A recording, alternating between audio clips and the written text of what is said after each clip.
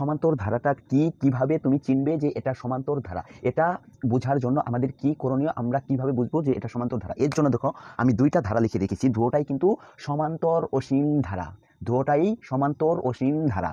এটা আমি কিভাবে বুঝবো যে এটা সমান্তর অসীম ধারা? তো সমান্তর ধারা চেনার জন্য যেই সংজ্ঞা, মানে সমান্তর ধারা যে সংজ্ঞাটা, সেটা হলো পরবর্তী পদ থেকে, কোনো ধারার পরবর্তী পদ থেকে পূর্ববর্তী পদ যদি বিয়োগ করা হয় বা বাদ দেওয়া হয়, তাহলে প্রতি ক্ষেত্রে যদি একই সংখ্যা থাকে তাহলে তাকেই সমান্তর ধারা বলে। আমি তোমাকে প্র্যাকটিক্যালি দেখিয়ে দিই, তবেই তুমি বুঝতে পারবা। দেখো এখানে কি, আমি নিচের ধারাটাই চিন্তা করি, এখানে কি এটা একটা ধারা, এটা কিন্তু একটা অসীম ধারা। এখানে এই দুইটার মধ্যে চিন্তা করে দেখো তো দেখি, এখানে 20 আর 10, এখানে 20 30, এখানে 30 40। আমি প্রথমে এই দুইটার কথা নিয়ে চিন্তা করি। এখানে পরবর্তী পদ কোনটা? এখানে পরবর্তী পদ কিন্তু হচ্ছে 20 এবং পূর্ববর্তী পদ অর্থাৎ আগের পদ হচ্ছে কিন্তু 10। এখানে পরবর্তী পদ থেকে, সংজ্ঞা অনুযায়ী পরবর্তী পদ থেকে পূর্ববর্তী পদ যদি বিয়োগ করা হয় বা বাদ দেওয়া হয়, তাহলে দেখো 20 থেকে যদি 10 বিয়োগ করা হয় তাহলে কত হচ্ছে? 10 হচ্ছে। আবার এই দুইটার কথা যদি চিন্তা করি, এখানে পরবর্তী পদ হচ্ছে 30 এবং পূর্ববর্তী পদ হচ্ছে 20, যদি এটা বিয়োগ করা হয় তারপরও আসতেছে 10। আবার এই দুইটার কথা যদি চিন্তা করি, এখানে পরবর্তী পদ হচ্ছে 40 এবং পূর্ববর্তী পদ হচ্ছে 30, এখানে যদি বিয়োগ করি তাহলে হচ্ছে 10। এখন তোমরা কিন্তু খুব ভালোভাবেই দেখতে পারলে যে এইখানে পরবর্তী পদ থেকে পূর্ববর্তী পদ বিয়োগ করলাম, আনসার আসলো 10। এইখানে পরবর্তী পদ থেকে পূর্ববর্তী পদ বিয়োগ করলাম, আনসার আসলো 10। এইখানে পরবর্তী পদ থেকে পূর্ববর্তী পদ বিয়োগ করলাম, তাও আনসার আসলো 10। যেহেতু প্রত্যেক ক্ষেত্রে 10 10 10 একই সংখ্যা আসছে, সেহেতু এটা একটা সমান্তর ধারা। আমি আবার বলছি, এটা একটা সমান্তর ধারা। সমান্তর ধারা চেনার জন্য যেই সংখ্যাটা, সেটা হলো পরবর্তী পদ থেকে পূর্ববর্তী পদ বিয়োগ করলে প্রতি ক্ষেত্রে যদি একই সংখ্যা নামে, দেখো তো দেখি এখানে একই সংখ্যা নামছে না? একই সংখ্যা নামে, তাহলে সেটি হচ্ছে সমান্তর ধারা। তো আমরা কিন্তু চিনলাম সমান্তর ধারা। তো তোমরা যদি এটা না বুঝে থাকো, আমি আরেকটা ধারা দিয়ে তোমাদের বুঝিয়ে দিই, একটা ছোটো ধারাই দিই। 2 4 6 8, এটা কিন্তু একটা সমান্তর অসীম ধারা। এইখানে তোমরা নিজেরাই কিন্তু বের করতে পারবে যে এটা সমান্তর ধারা নাকি গুণোত্তর ধারা। যেহেতু আমি এটা সমান্তর ধারা নিয়ে আলোচনা করতেছি, তো তোমরা মুখে মুখেই বলে দিতে পারো যে এটা একটা সমান্তর ধারা। তো আমি চিনবো কিভাবে? আমি পরীক্ষার হলে গিয়া কিভাবে বুঝবো যে এটা সমান্তর ধারা? এর জন্য আমাকে এই পরবর্তী পদ থেকে, এটা পূর্ববর্তী পদ, এটা পরবর্তী পদ, এই পরবর্তী পদ থেকে এই পদটা বিয়োগ করবো। এটা যদি বিয়োগ করি আনসার আসে 10। এই পরবর্তী পদ থেকে এই পূর্ববর্তী পদ বিয়োগ করলে আনসার আসে 2, সরি এখানে 2। এই পরবর্তী পদ 8 থেকে পূর্ববর্তী পদ 6 থেকে যদি 6 বিয়োগ করি তাহলে আসে 10। তাহলে 2, প্রত্যেক ক্ষেত্রে 2 2 2 করে আনসার আসলো। তাহলে এটা কি? এটা একটি সমান্তর অসীম ধারা। আমরা কিন্তু চিনলাম যে সমান্তর ধারাটা কি। এখন সমান্তর ধারা থেকে কিছু অঙ্ক করতে দেয়। বেশি একটা অঙ্ক আসে না, বেশিরভাগ আসে গুণোত্তর ধারা থেকেই। এই অধ্যায়ের আমি তো কেবল শুরু করলাম, তোমাদের শেখানোর দায়িত্ব আমার। আমি তোমাদের যেভাবেই হোক মাথার ঘাম পায়ে ফেলিয়ে হলেও তোমাদেরকে আমি শিখিয়ে দেবো এই পুরা অসীম ধারা। পুরা 3টা পর্বে আমি তোমাদের সব কিছু ক্লিয়ার করে দেবো ইনশাল্লাহ। যদি কোনো কিছু টপিক বাদ থাকে একটু আমাকে কমেন্ট করে স্মরণ করিয়ে দেবা, আমি ইনশাল্লাহ সব ক্লিয়ার করার চেষ্টা করবো। তো আমাদের কিছু অঙ্ক দিবে, তো কিছু অঙ্ক করতে হলে কিছু সূত্রেরও কিন্তু প্রয়োজন হয়। যেই সূত্র কটার প্রয়োজন হয় দেখতে পাচ্ছ তোমরা, আমি এখানে 2টা সূত্র লিখে রেখেছি। এই 2টা সূত্র তোমরা প্রয়োজনে স্ক্রিনশট মেরে রাখতে পারো এবং সূত্র 2টা একটু দেখো। সূত্র 2টা যদি তোমাদের দেখা শেষ হয়ে যায় তাহলে তোমরা নিশ্চয়ই এই সূত্রগুলো পড়ছো। আর যদি তোমরা না পড়ে থাকো তাহলে আমি একবারে যেহেতু শুরু থেকেই পড়াচ্ছি, তোমরা একটু ভালো করে খেয়াল করার চেষ্টা করো এইখান থেকে কিভাবে অঙ্কগুলো আসে। এইখান থেকে এই যে n তম পদ, সরি আমি তোমাদের সূত্রগুলোর সাথে এখনো পরিচয় করিয়ে দেই নাই, কিন্তু আমি আগে তোমাদেরকে সূত্রগুলোর সাথে পরিচয় করিয়ে দিই, পরে তারপর আমি একটা অঙ্কতে যাই। এখানে দেখো, এখানে কি আছে? n তম পদ সমান কি? a plus n minus 1 into D. এদের সাথে তো তোমার পরিচয় হওয়া লাগবে, তাই না? তুমি যদি নতুন হয়ে থাকো, আর যদি তোমার পুরাতন হয়ে থাকো, তুমি যদি এদের সাথে পরিচয় হয়ে থাকো, তুমি যদি এগুলো পাও, তাহলে তোমার জন্য আমার পক্ষ থেকে তুমি একটু ভিডিওটা স্কিপ করে শেষের দিকে গিয়ে দেখো। কেননা শেষের দিকে কিন্তু আমি অনেক অনেক ইম্পর্টেন্ট, তুমি যতই পারো তোমার এমনও কিছু অজানা বিষয় আছে যেগুলো আমি ভিডিও শেষের দিকে গিয়ে কিন্তু আমি সব, মানে যত অজানা বিষয় আছে অসীম ধারা সম্পর্কে সকল কিছু কিন্তু আমি তুলে ধরবো। তো এটার সাথে এটা আমি একটু পরিচয় করে দিই। n তম পদ, এটা একটা সূত্র, a plus n minus 1 into D. তো এটা কি? এটা হলো প্রথম পদ। nটা কি? nটা হলো পদ সংখ্যা। ডিটা কি? ডিটা হলো সাধারণ অন্তর। এটা সমান্তর ধারার ক্ষেত্রে সাধারণ অন্তর, তদুরূপী গুণোত্তর ধারার ক্ষেত্রে এই ডিটাই হবে সাধারণ অনুপাত। যেহেতু আমি সমান্তর ধারা নিয়ে আলোচনা করছি, সেহেতু আমি সমান্তর ধারাটাই রাখি সাধারণ অন্তর। তুমি কিন্তু এটা চিনতে পারলে, এটা প্রথম পদ, এটা সাধারণ অন্তর, এটা কি? পদ সংখ্যা n। তো আমি তোমাদের একটু একটা ধারা দিয়ে বুঝিয়ে দিই, তাহলে তোমাদের বুঝতে সুবিধা হবে। ধরো একটা ধারা 2 4 6 8। এখানে বলো তো দেখি প্রথম পদ কোনটা? নিশ্চয়ই প্রথম পদ 2। তাহলে 2 দিয়ে আমরা কি দ্বারা প্রকাশ করবো? এ, এটা প্রথম পদ। তারপর এখানে সাধারণ অন্তর, আমি পদ সংখ্যা n, এটার পরে আলোচনা করি। আমি এখন সাধারণ অন্তরটা একটু বুঝিয়ে দিই। সাধারণ অন্তরটা কি? এই যে তুমি যে সমান্তর ধারা যেটা দিয়ে চিনলে, এই পরবর্তী পদ থেকে পূর্ববর্তী পদ বিয়োগ করলে আসলে কত 2, এটা থেকে এটা বিয়োগ করলে আসলে 2, 8 থেকে 6 বিয়োগ করলে আসলে কত 2। এই যে প্রত্যেকবার যে বিয়োগ বিয়োগ বিয়োগ করার পরে যে আনসার আসলো 2, এই 2 আনসারটাই হলো ডি, এটাই হলো ডি। আরেকটা ধারা দিয়ে যদি চিন্তা করি, ধরো 10, 20, 30, এখানে সাধারণ অন্তরটা কি আসবে? এখানে ডি সমান কি হবে? এখানে ডি সমান কি হবে? এখানে ডি সমান কিন্তু হবে এই সাধারণ অন্তরটাই। এখান থেকে তুমি এটা যদি বিয়োগ করো, পরবর্তী পদ থেকে পূর্ববর্তী পদ বিয়োগ করো, পরবর্তী পদ থেকে পূর্ববর্তী পদ বিয়োগ করো, আনসার আসতে কত 10, 10। এই 10টাই কিন্তু হবে তোমার এই সাধারণ অন্তর। নিশ্চয়ই আমি তোমাদেরকে বুঝাইতে পারছি যে সাধারণ অন্তর কি এবং প্রথম পদ কি। একটা ধারা থেকে তুমি কিভাবে বুঝতে পারবে যে এটা প্রথম পদ, এটা সাধারণ অন্তর। এখন আমাদের এন চেনার পালা। তো এনটা কি? এনটা মূলত তোমাদের বেশিরভাগ প্রশ্ন করে যে এনই বার করো। যেহেতু এটা গুণোত্তর ধারা, আমি একটু সসীম ধারার ভিতরে যাই, তাহলে তোমরা এনটা খুব ভালোভাবে চিনতে পারবা। ধরো এটা একটা ধারা, 2, 4, 6, 8, এটা একটা ধারা। এই ধারাটা দিয়ে বললো ধারাটির সপ্তম পদ নির্ণয় করো। ধারাটির সপ্তম পদ নির্ণয় করো। এই যে এখানে বললো না যে সপ্তম পদ নির্ণয় করো, এইটাই হলো এন, এটাই হলো এন। তো এটা যদি আমাকে নির্ণয় করতে বলে, সমান্তর ধারা সবসময় এরকমই প্রশ্ন হয়, তাই আমি এটা লিখলাম। তোমাদের এইটা একটু বুঝিয়ে দিই, যেহেতু এটা একটি সসীম ধারা, তো এটা যদি না বুঝে তাহলে তুমি অসীম ধারা বুঝবে না। তোমাকে আমি একটু ভালো করে বুঝিয়ে দিই। যদি এই ধারাটার যদি আমি এই প্রশ্নটার যদি আনসার আমি করতে যাই, তাহলে কি 2, 4, 6, 8 এরকম চলতেই থাকবে, যেহেতু অসীম ধারা। এর ধারাটির সপ্তম পদ নির্ণয় করা। তো এটা নির্ণয় করার জন্য আমাকে কি করতে হবে? এখানে খাতার এক কোণার লেখলা, এখানে প্রথম পদ এ, প্রথম পদকে কি দ্বারা প্রকাশ করা হয়? এ। প্রথম পদ এ সমান এখানে কত আছে? 2, লিখলাম 2। সাধারণ অন্তর ডি সমান কত? সাধারণ অন্তর এই যে পরবর্তী পদ থেকে পূর্ববর্তী পদ বিয়োগ করো, 4 থেকে 2 বাদ দিলে 2, 6 থেকে 4 বাদ দিলে 2, 8 থেকে 6 বাদ দিলে 2। যেহেতু প্রত্যেক ক্ষেত্রে 2 আসতে আছে, তাহলে এটাকেই সাধারণ অন্তর কত? 2। সাধারণ অন্তর 2 আসলো এইখানে খাতে। তাহলে এটা আমি সূত্র অনুযায়ী কাজ করবো। এই যে এনতম পদ, আমরা জানি কি? আমরা জানি এনতম পদ সমান a plus n minus 1 into D. আমরা কিন্তু এটা জানি যে এনতম পদ সমান a plus n minus 1 into D. এই সূত্র অনুযায়ী জাস্ট কাজ করবো, অন্য কোনো কিছু দিয়ে আমি কাজ করবো না। এই সূত্র অনুযায়ী যদি আমি কাজটা করি, তাহলে কি আসবে? এখানে দেখো a কত? 2। এই যে এখানে যে বলছে না n সমান এই যে সপ্তম, এইটাই কিন্তু n সমান কত? সপ্তম মানে কত? 7। n সমান 7, তাহলে কি লিখবো? 7 মাইনাস 1 ইন্টু এই যে ডি কত? 2। তাহলে এটা যদি ক্যালকুলেশন করি, তাহলে কত হয়? 2 প্লাস 6 ইন্টু 2, তাহলে কত আসতে আসে? 2 প্লাস 12 সমান 14। সমান্তর ধারা সবসময় এই প্রসেসেই অঙ্কগুলো আসে। অঙ্কটা একটু স্ক্রিনশট মারো, ভবিষ্যতে কাজে লাগবে। এখন আমাদের যে কাজটা, সেইটা হলো, আমরা সমান্তর ধারা শেখার প্রায় লাস্ট প্রান্তে এসে পড়ছি, প্রায় শেষ প্রান্তে এসে পড়ছি। এখন আমরা আরেকটা অঙ্ক করিয়ে দিব সমান্তর ধারার, সেটা হলো সমষ্টি নির্ণয়। সমান্তর ধারার সমষ্টি নির্ণয়ের জন্য একটা সূত্র প্রয়োজন। সেই সূত্রটা আমি লিখে রেখেছি সুন্দরভাবে, তোমরা দেখতে পাচ্ছ।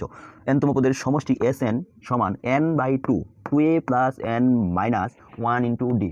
এইটা কিন্তু, এই সূত্র দুটা কিন্তু তোমাদের সমান্তর ধারা করতে গেলে লাগবে, মাস্ট। এই দুটা লাগবে। তোমরা এই দুটা একটু মুখস্থ করে নিবা, কষ্ট করে। মুখস্থ না করলে কিন্তু কাজ হবে না, আর কষ্ট না করলে কিন্তু ভাই কেষ্ট মিলবে না। তোমাদেরকে একটু কষ্ট করতে হবে, একটু কষ্ট করে ভিডিওটা পুরোটা দেখতে থাকো, তবেই তুমি অসীম ধারার সম্পূর্ণ সব কিছু পেয়ে যাবে। একটু কষ্ট করে দেখতে থাকো। দেখো এখানে কি বলেছে? এনতম পদে এই সূত্রটার সঙ্গে আর কি পরিচয় করে দেওয়া লাগবে না, কারণ এন সমান কি জানি? পদ সংখ্যা একই। দেখলাম এখানে এ সমান কত? একই প্রথম পদ, আবার এন, আবার পদ সংখ্যা, আবার কি ডি সাধারণ অন্তর। এটা কিন্তু আর পরিচয় করে দেওয়া লাগবে না। এই ধারা দিয়ে কিন্তু একটা প্রশ্ন আসবে, সেটা হলো, এটা আমি সসীম ধারার ভিতরে যাবো না, এটা আমি অসীম ধারার ভিতরেই রাখবো। দেখো এইটা যেই প্রশ্নটা করতে পারে, সেটা হলো, আমি প্রশ্নটা লিখি, একটু ধৈর্য ধরো। সেটা আমি একই ধারা দিয়ে বুঝিয়ে দিই। এর আগে যে ধারা লিখছিলাম সেটা লিখি, 2, 4, 6। এইভাবে একটা ধারা দিয়ে বলবে ধারাটির আংশিক সমষ্টি নির্ণয় করো।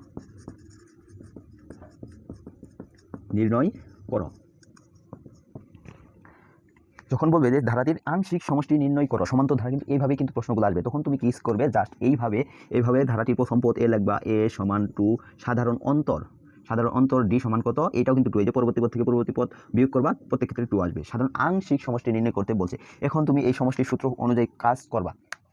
এখানে কিন্তু একটা নির্দিষ্ট পদ বলে দেয় নাই, এন এর মান কিন্তু বলে দেয় নাই। যে এর আগে কিন্তু বলা ছিল যে সপ্তম পদ নির্ণয় করো, সেটা কিন্তু একটা সসীম ধারা ছিল, এটা কিন্তু একটা অসীম ধারা। এই অসীম ধারা কিন্তু তোমাকে বলে দেবে না যে এটা কি করো, এটা তোমাকে আংশিক সমষ্টি নির্ণয় করতে বলছে। তাহলে তুমি এন এর একটা যে কোনো একটা মান ধরে নিবা। তাহলে আংশিক এন সমান যদি ধরি, এখানে কি সূত্রটা কি জানি, এস এন সমান, তো আমরা এন সংখ্যক পদের সমষ্টির সূত্র কি জানি, এস এন সমান N by two, 2a plus N minus one into D. আমরা কিন্তু এই সূত্রটাই জানি। তো এটা অনুযায়ী কিন্তু আমার কাজটা করতে হবে। তাহলে আমি এখানে কিন্তু এন এর একটা নির্দিষ্ট মান বলে দিই নাই, বলছি যে আংশিক সমষ্টি নির্ণয় করো। তো এর জন্য কি করতে হবে, এন এর যে কোনো একটা মান ধরে নিলাম। আমি ধরি এন সমান 10, যদি 10 ধরে নেই তাহলে এই অনুযায়ী যদি কাজ করি, এন সমান যেহেতু 10 ধরছি, তাহলে এন এর জায়গায় 10 বসাইলাম, 10 বা 2 বা 2a, 2 এর এ সমান কত 2, 2 ইন্টু 2 প্লাস এন সমান কত ধরছি 10, 10 মাইনাস 1 ইন্টু ডি কত 2। তো এটা যদি কাজ করি, এই 2 আর 10 কেটে দিলে কত হয় 5, 2 আর 2 গুণ করলে কত হয় 4। এইভাবে আর কি তুমি ক্যালকুলেশনটা করলা। ভিডিওটা লং হয়ে যাবে, তো আমি ক্যালকুলেশনটা করলাম না। এবার ক্যালকুলেশনটা করলা। আবার এন সমান যদি তুমি ধরো 20, তোমার মনে যা চাই তুমি তাই ধরো। এন সমান তুমি যদি 20 ধরো, তাহলে এখানে একটা মান আসবে। তারপর যদি এন সমান যদি তুমি ধরো 30, এন সমান যদি তুমি 30 ধরো, তাহলে তাও একটা মান আসবে। তবে মানের কিছু ব্যতিক্রম আসবে। কি ব্যতিক্রমটা আসবে আমি তোমাকে সেটা বলিয়ে দিচ্ছি। তুমি যে এন সমান 10 ধরলা, এর যে আনসার আসবে, এন সমান যে 20 ধরলা, তার যে আনসার আসবে, এই এন সমান যে 20 ধরলা, এই আনসারটা এই এন সমান 10 যে ধরছো তার থেকে বেশি আসবে। আবার এন সমান যে 20 ধরাতে যে আনসার পাইছো, এন সমান যে 30 ধরছো সেই আনসার যে পাইছো, এই এন সমান 30 ধরাতে যে আনসার পাইছো সেটা কিন্তু অবশ্যই এন সমান 20 ধরার থেকে বেশি আসবে। অর্থাৎ এন এর মান যত বেশি ধরা হবে, এন এর মান যত বেশি ধরা হবে, সমষ্টি তত বৃদ্ধি পাবে। অর্থাৎ খাতার নিচে তুমি লিখে দিতে পারো যে এর কোনো সমষ্টি নেই, সমষ্টি হবে না, যেহেতু এন এর মান বেশি ধরা হলে সমষ্টি বৃদ্ধি পায়। তো এটা কিন্তু সমান্তর ধারা শেষ হয়ে গেল। এখন আমি একটু গুণোত্তর ধারা দিকে যাই। আমি আবারও বলছি, গুণোত্তর ধারা হলো সবচেয়ে বেশি ইম্পর্টেন্ট এই অসীম ধারার জন্য। আমি তোমাদেরকে এমন কিছু অঙ্ক দিব যেই অঙ্কগুলো বারবার বোর্ডে আসে এবং এইবারও আসার সম্ভাবনা আছে এসএসসি 2023 এবং 24-এর জন্য। এখন আমি গুণোত্তর ধারার দিকে চলে যাই, আমি এগুলো মিশিয়ে দিই পুরাটাই। আমরা চলে আসলাম আমাদের গুণোত্তর ধারা নিয়ে। এখন যত বিস্তারিত আলোচনা আছে এই গুণোত্তর ধারা নিয়ে, তার সবই আলোচনা করব। এখন আমি এই মুহূর্তে ভিডিওটা সম্পূর্ণ না টেনে দেখতে থাকো, অনেক কিছু শিখতে পারবে, অনেক কিছু। তো আগে জেনে নিই গুণোত্তর ধারাটা কি। গুণোত্তর ধারার সংজ্ঞাটা কি? গুণোত্তর ধারার সংজ্ঞাটা হলো, কোনো ধারাতে পরবর্তী পদকে পূর্ববর্তী পদ দ্বারা যদি ভাগ করা হয় এবং প্রত্যেক ক্ষেত্রেই যদি ভাগফল একই নামে, তাহলে তাকে বলা হয় গুণোত্তর ধারা। চলো একটু উদাহরণের সাহায্যে দেখে নেওয়া যাক। এখানে তোমাদের সুবিধার্থে আমি একটা উদাহরণ লিখে রেখেছি, একটা ধারা লিখে রেখেছি, যেটা হলো গুণোত্তর ধারা। দেখতে পাচ্ছ 1/3 square plus 1/3 cube plus 1/3 to the power 4 plus dot dot dot dot. তো এটা আমি কীভাবে বুঝবো যে এটা একটা সমান্তর ধারা নাকি এটা একটা গুণোত্তর ধারা? এটা কি অবশ্যই একটা গুণোত্তর ধারা। এর জন্য আমি কী করবো, এই 1/3 এখানে পূর্ববর্তী পদ কোনটা? এখানে পূর্ববর্তী পদ হচ্ছে 1/3, পরবর্তী পদ 1/3 কিউ 3 স্কোয়ার, তার পরবর্তী পদ 1/3 কিউ, এইভাবে চলতে থাকলো। এখন আমি এই দুটার মাঝে আগে ভাগ করে দেখি একটা কী নামে। এখানে দেখতে পাচ্ছ পরবর্তী পদ 1/3 স্কোয়ার, 1/3 স্কোয়ার, সরি, এখানে পরবর্তী পদ হচ্ছে 1/3 স্কোয়ার এবং পূর্ববর্তী পদ হলো 1/3 কিউ। এটাদের ভাগ করি, ভাগ করলে কি, আমি একটা লাইন স্কিপ করলাম, কিছু মনে করো না। ভাগ করলে কি হয়, উল্টে যায়, মানে হরটা নিচে, হরটা উপরে যায়, লবটা নিচে আসে। একটা লাইন স্কিপ করলাম, একটু বুঝো। এইটা আর এটা কিন্তু কাটাকাটি যায়, তাহলে কি থাকে, উপরে থাকতেছে 1, নিচে থাকতেছে 3। আবার এই দুটার মাঝে যদি আমি ভাগ করে দেখি, তাহলে এখানে পরবর্তী পদ হলো 1/3 কিউ এবং পূর্ববর্তী পদ হলো 1/3 স্কোয়ার। তাহলে হরটা উপরে গেল, 3 স্কোয়ার ভাগ 1, এইটা আর এটা কাটলে তারপরে তুমি দেখতেছো 1/3 নামলো। অর্থাৎ প্রত্যেক ক্ষেত্রেই 1/3 যে নামতেছে না, এই প্রত্যেক ক্ষেত্রে একই মান নামার কারণে ভাগ করাতে, প্রত্যেক ক্ষেত্রে ভাগফল একই নামাতে এটা হচ্ছে একটা গুণোত্তর ধারা। আর এই যে ভাগফল যে একই নামলো না, এটা হচ্ছে সাধারণ অনুপাত, যেটাকে আমরা সমান্তর ধারাই বলেছিলাম সাধারণ অন্তর, যাকে প্রকাশ করেছিলাম ডি দ্বারা। এখন এইটা হলো সাধারণ অনুপাত, একে প্রকাশ করা হবে আর দ্বারা, ছোট হাতের আর দ্বারা প্রকাশ করা হবে। এখন যদি আমাকে বলে যে সাধারণ অনুপাত আর বের করো, তাহলে আমি বের করতে পারবো না। জাস্ট পরবর্তী পদকে পূর্ববর্তী পদ দ্বারা ভাগ করবো, পরবর্তী পদকে পূর্ববর্তী পদ দ্বারা ভাগ করবো, পূর্ববর্তী পদ দ্বারা পরবর্তী পদকে ভাগ করবো, তাই আমার সাধারণ অনুপাত আর সমান বেরিয়ে যাবে। এটা সাধারণ অনুপাত আর সমান কি পেলাম আমরা, 1/3।